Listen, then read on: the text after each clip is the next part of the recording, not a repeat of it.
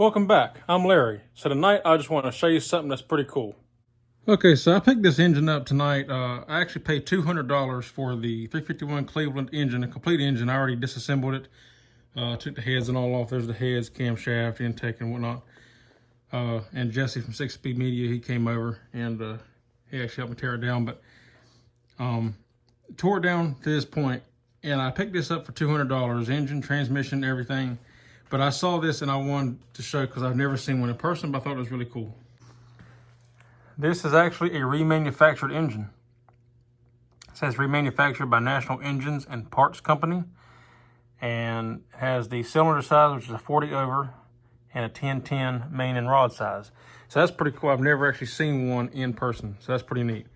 I knew it was 40 over because I checked one of the pistons earlier. I cleaned it off, and you can't see it now. But unfortunately, it was kind of stuck. There's a little bit of rust buildup in the cylinder walls. I think it was this one here and one back here. But I sanded it and sprayed some penetrating oil in there to break it loose and get it turning. So unfortunately, it is a 40 over size, which is kind of disheartening.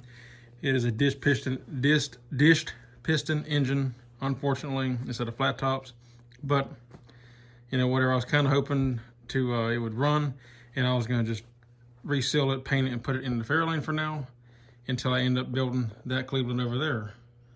That'll be the hot rod engine, and then just switch them out. But unfortunately, I don't know if I'll be able to do that now. I may hone it out a little bit in the cylinders here, just hone it, and then put a gasket kit in it and just try to run it and see what happens. If it don't last, whatever, you know, ain't that big of a deal.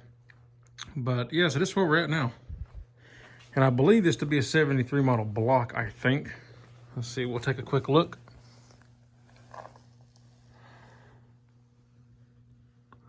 Oh no, it's actually a 70 D0, so it's actually a 70 model block.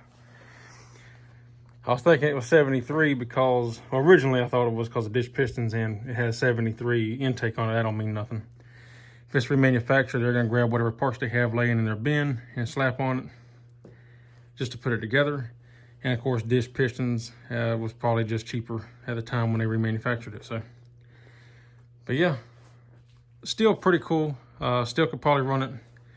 It just probably wouldn't last forever. Like you can see this rust pitting, that is the bad spot right there. That's really bad. But like I said, I may just try to clean it up, bury hone it, and reseal it, and just cross fingers and see what happens and run it for a little while, you know? Ain't no big deal. If I have to rebuild it later, if I decide to rebuild it, I'll probably just sleeve it because of Cleveland. I really don't like to go no higher than 40 on, maybe 50. You can go 60, but you're really pushing it at 60. 60 is your absolute dead cutoff. So, technically it could be bored more if it needed to be. And I might would consider it, but if it couldn't be bored to get this out of it, I would just sleeve it and run it that way. But nonetheless, pretty cool. Another thing I wanted to talk on real quick is that I could tell this was a relatively fresh engine build once I started tearing it apart. The lifters in it are like brand new. They have no wear at all on them. The lifter galley is like brand new, like there's no crud, no nothing, no sludge, nothing. This is exactly how it looked when I pulled the intake off. It looks brand new.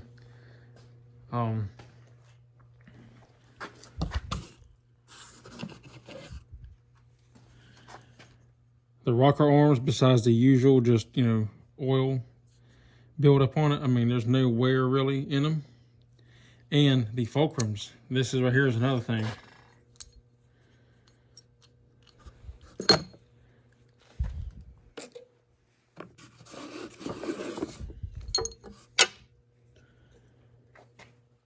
The fulcrums in this engine are like brand new, which they probably are. If it's a remanufactured engine, they probably ordered or have a whole new set they had laying off to the side and they just throw in it. And they look really good. I might actually end up pulling mine out of my 76 Ford truck that I built and put these in it in replacement, because these will look better than the ones I put in that engine. Honestly, I mean, they have like literally zero wear.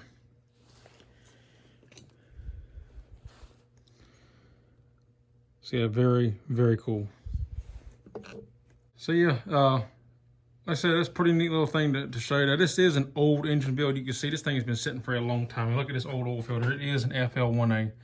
It is a very old one. You can see where, you know, it says Motorcraft. I used to stamp them on the ends.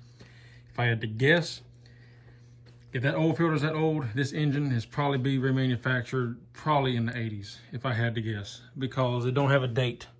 Unfortunately, on this, there's no way to decipher that I know of. If any of y'all know how to decipher this and how to come up with a date, then let me know in the comments. But there ain't no way to tell as far as I can tell. But based off the build and the oil filter, I'm gonna say this is probably from the 80s, if I had to imagine. Maybe 90s, but I'd say probably 80s. Another interesting thing about this engine is, I think this is probably why it don't have many miles on it from that I can see.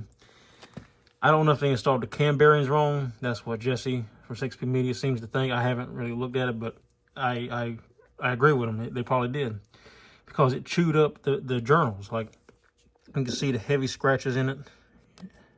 Like my fingernail catches it. It's heavy scratches in the cam journals. The lifter part looks fine. It ain't hurt, but there's one spot on here. Let's see.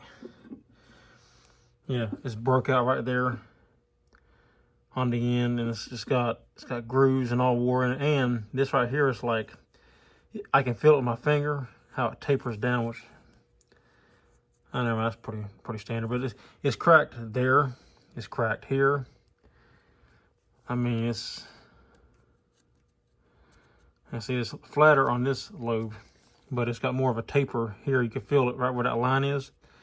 You can feel how it tapers down. It tapers down on this side, but it's more flat on this side.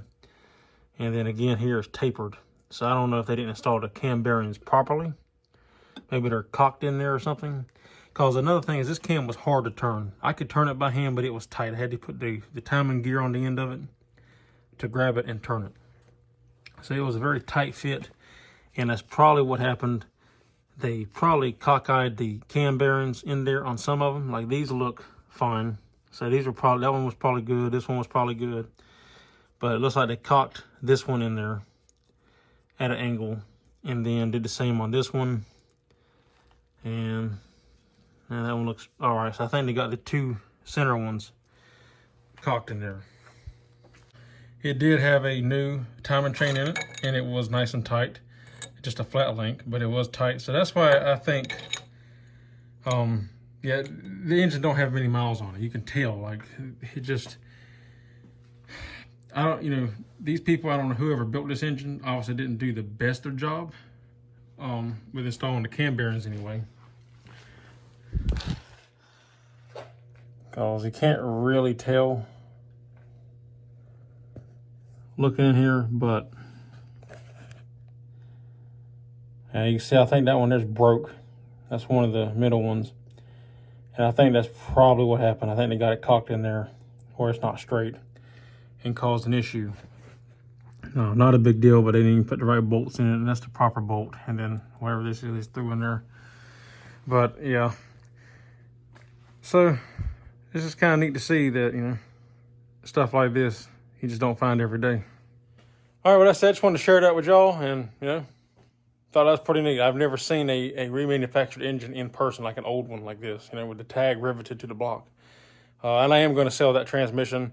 It's an FMX. He had it posted as a Cleveland with a C6. He just didn't know. I told him it was a FMX, but FMX, I don't really have a desire for it. I already have another FMX that came out of the Fairlane that's sitting off to the side. They're good transmissions. They will run practically forever, but they're heavy. They're cast iron cases with aluminum block or bell housings, and I just don't particularly care for them personally. But they're a fine transmission. I just don't want it. If it had been a C6, I'd have kept it. But I'm going to sell it for $200. If any of y'all want it, just comment down below and let me know. Now, I'm not going to be shipping things, so if you're not somewhat close, then I'm not, just because I'm not about to try to ship something this heavy. I don't even know what it would take to ship something like that. So, but if you're interested and if you're in the North Carolina area, or close to North Carolina, South Carolina, whatever, shoot me a message. Maybe we can meet up halfway or something. And then if you want to buy it, just let me know in the comments down below. So yeah, $200 buys it, and I don't know the condition of it, so don't even ask me. I have no clue. There's no fluid in it because it ain't leaking, you know. But you know, I assume that it's probably good. You know, I couldn't tell you though. But anyway, well, no, until you open it up, might need to rebuild it. But regardless, that's all there is for this video. If you like the video, give me a thumbs up. I'd appreciate it. If you're not subscribed, consider subscribing. If you have any questions, comments, or concerns, leave them in the drop box down below, especially if you want to buy that transmission. And then, yeah, you can tell me what you think. Have you ever seen a remanufactured engine like that, like an old one like that? Or, you know, have you ever experienced one like that? Or, you know, anything like that? So, yeah, just tell me what you think in the comments down below. Anyway, that's all there is for this one. As always, thanks for watching. Until next time, I'll see you on the next one. So take care.